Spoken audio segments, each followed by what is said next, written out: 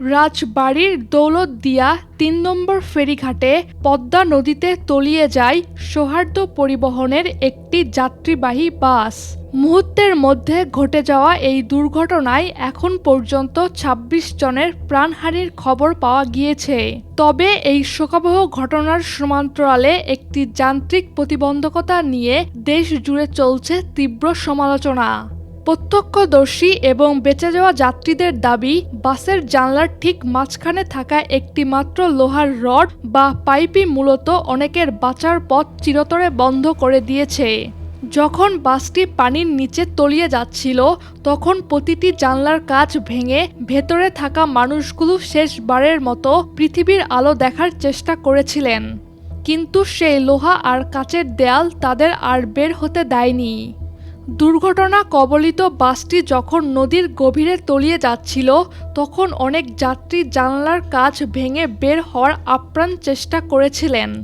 কিন্তু জানলার মাঝ বরাবর আড়াআড়িভাবে লাগানো লোহার পাইপটির কারণে একজন পূর্ণবয়স্ক মানুষের পক্ষে সেই সরু ফাঁক দিয়ে বের হওয়া প্রায় অসম্ভব হয়ে পড়ে। উদ্ধার কাজে অংশ নেওয়া স্থানীয়রা জানান, জানলার রড না থাকলে নিহতের সংখ্যা অর্ধেকেরও কম হতে পারত। পানির প্রচণ্ড চাপে বাসের দরজাগুলো খোলা প্রায় অসম্ভব ছিল, আর একমাত্র বিকল্প জানলার পথটিকে সংকীর্ণ করে রেখেছিল ওই লোহার পাইপ।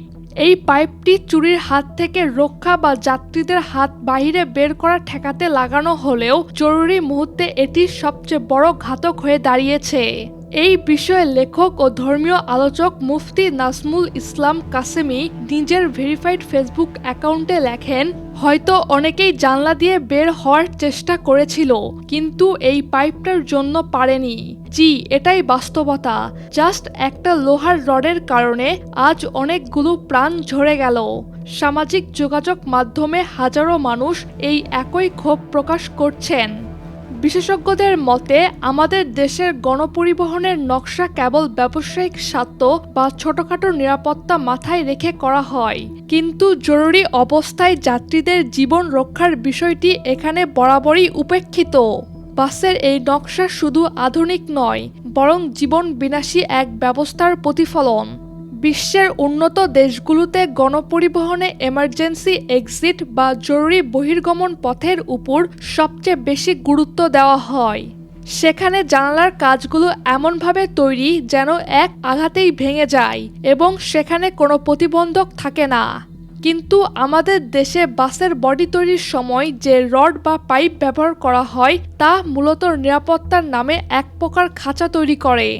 এই খাঁচায় একবার আটকা পড়লে মৃত্যুর আগ পর্যন্ত মানুষের আর বের হওয়ার উপায় থাকে না।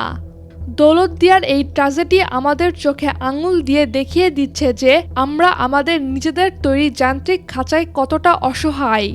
এই ২৬টি প্রাণের মৃত্যুর দায়ভার কি কেবলই সেই চালকের উপর বর্তাবে, নাকি সেই ফিটনেস প্রদানকারী কর্তৃপক্ষের উপর যারা এই ধরনের রডযুক্ত মৃত্যুকূপকে রাস্তায় চলার অনুমতি দেয়?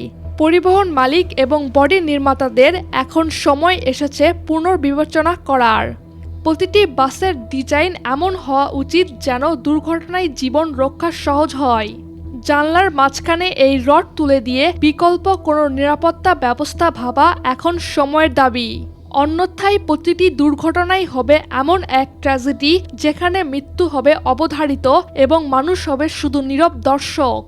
নদীর বুক থেকে টেনে তোলা হয়েছে সেই দুমড়ে মুচড়ে যাওয়া সৌহার্দ্য পরিবহন বাসটিকে, কিন্তু জানালার সেই একটি মাত্র লোহার রড আজও সেখানে অটল হয়ে দাঁড়িয়ে আছে, ঠিক যেন এক নিষ্ঠুর প্রহরীর মতো। যে রডটি লাগানো হয়েছিল যাত্রীদের নিরাপত্তার দোহাই দিয়ে, দিন শেষে সেটি দাঁড়ালো ২৬টি প্রাণের অন্তিম খাঁচা। একটি মাত্র লোহার পাইপ যদি ২৬টি প্রাণের বিনাশের কারণ হয়, তবে আমাদের এই তথাকথিত উন্নয়নের মানে কি? দৌলতদিয়া ফেরিঘাটের এই স্মৃতি আমাদের আজীবন তাড়িত করবে। আমাদের প্রার্থনা হোক, ভবিষ্যতে আর কোনো জানালার রড যেন কারো বাঁচার শেষ পথটি বন্ধ করে না দেয়। নিরাপদ হোক প্রতিটি জনপদ, আর সচেতন হোক প্রতিটি মানুষ।